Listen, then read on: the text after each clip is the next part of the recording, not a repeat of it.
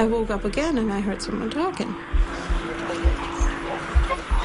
I hear clear over the monitor, "You're all gonna die."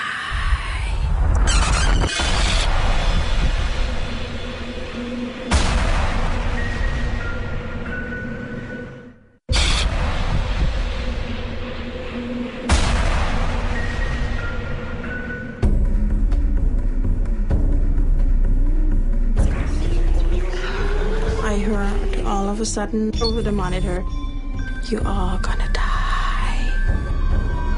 You're all gonna die."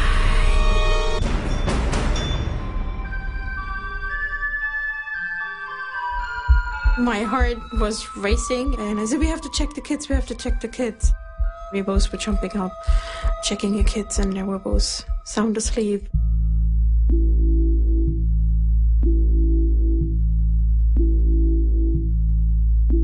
Elko was really scared and was very frightened.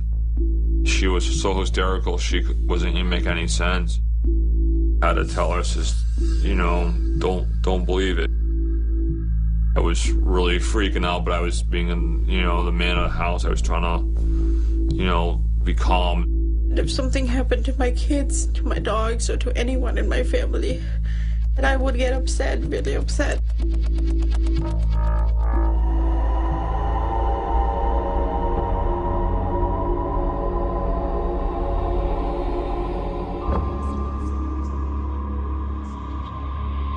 I have seen Elka's personality change, I think, pretty drastically. Shayna is actually my supervisor at work. She has become much more on edge. She's not the bubbly person that I knew 2.5 years ago. I really don't talk about paranormal activity in my house with people because I think that they may be thinking I'm crazy. It was pretty hard. I knew I was going to see the fear and the sadness in her eyes. Almost like a depression. But at this point, I'm still believing there's a logical explanation to what's happening in the house.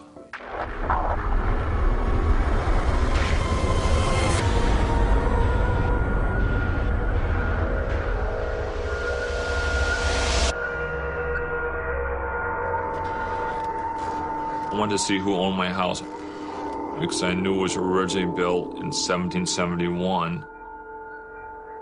I met Colleen with the Hall of Records and Deeds.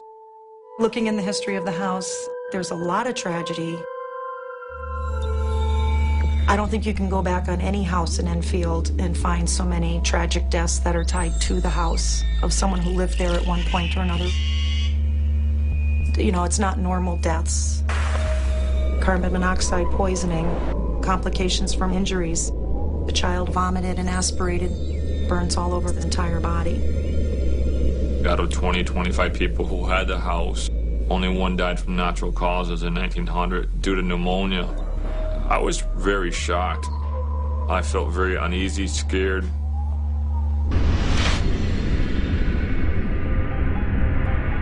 I found a previous owner in the 30s, Charles Camprado. He was having dinner with his family at his home. He got up from the table, picked up a knife, walked down the street, down around the corner to South Street, where there was a woman that he was in love with. He stabbed her and then killed the husband. He went home and he shot himself and died instantly.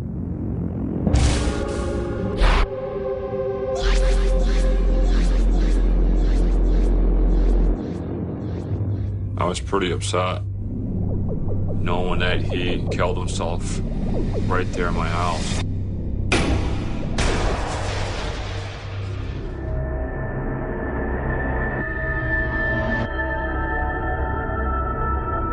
Elizabeth Arnott was an owner of the house back in 1919.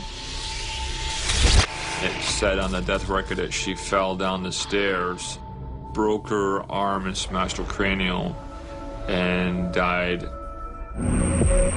Right away, I thought to the incident where Elka was falling down the outside stairs. there had to be some type of a connection between the woman falling down the stairs and with Elka falling down the stairs. And that's when I started believing that Elka didn't just fall down the stairs. Something unnatural pushed her.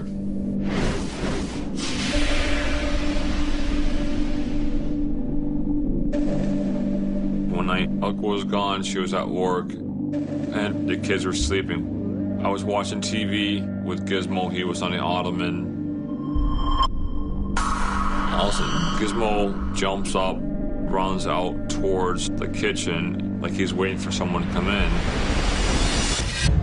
It looked like someone came behind him and kicked him. His whole back went forward like it was arched, like somebody kicked him. He went flying. Basically, you could see him being shoved. He finally jumped on me, and he was just trying to come up on my shirt as close as he can. He was terrified. He was so afraid that I actually had to hold him. I really believe it had something to do with the paranormal in the house. Part of me was coming to the conclusion that we had a spirit in the house. I thought that maybe it was someone who passed away in the house. Evidence came together and more answers were there. Man, a woman, or animal, I really don't know. I can feel it. I can feel it when it's around. I decided to contact a paranormal team to investigate and try to figure out what was going on. I contacted Enfield Paranormal Society and talked to a gentleman by the name of Matt.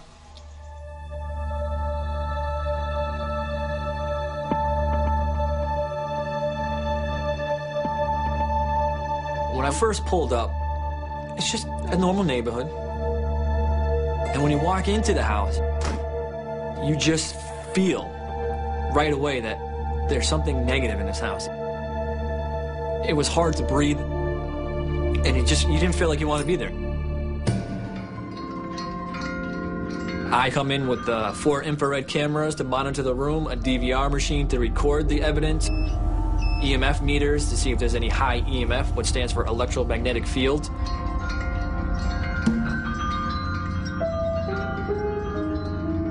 And a digital voice recorder to catch electronic voice phenomenon where the dead can manifest their voices and physically talk to you. Is there any spirit in this basement that's willing to talk to me? Are you trying to harm this family? Sometimes you get lucky and get a disembodied voice. We got like a very nasty bark from like a dog that doesn't want you on their territory. I started putting like the puzzles together between the dog Elka saw and the dog on the EVP. I really think that EVP was the black dog who I saw in the hallway. In the paranormal world, a black dog is a demonic entity or a force or a presence. Never walked the earth as you or I. It's not human, and it can cause some serious harm. Then all of a sudden, it got really hot. We started sweating. We were burning up. I said, I think we need to get out of here because I think it's ready to make a physical attack. So we got up, went downstairs and into the kitchen. It's really quiet in the house, and the kids are sleeping. All of a sudden, you heard this big boom, like a crash sound. I was running up the stairs, and Matt was right behind me. And when I looked in, there's blood everywhere.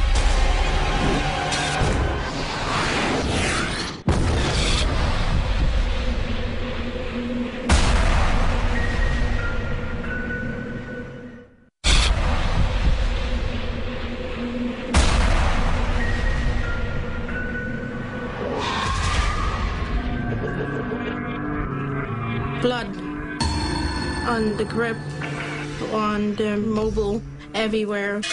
The kids were all sleeping in the crib. Just waves of horror, like, oh my God, there's blood. The kids, it was the worst thing I've ever could imagine in my life. There was a light bulb. It's all shattered on the ground. I was freaking out. We both stripped the kids down to see if there are any cuts. Not one physical mark on the kids. Not even on their head, their feet, their arms, their legs, their body. Where did this blood come from? The lamp was upside down on the floor. How did this light fixture just break in the room? Very strange.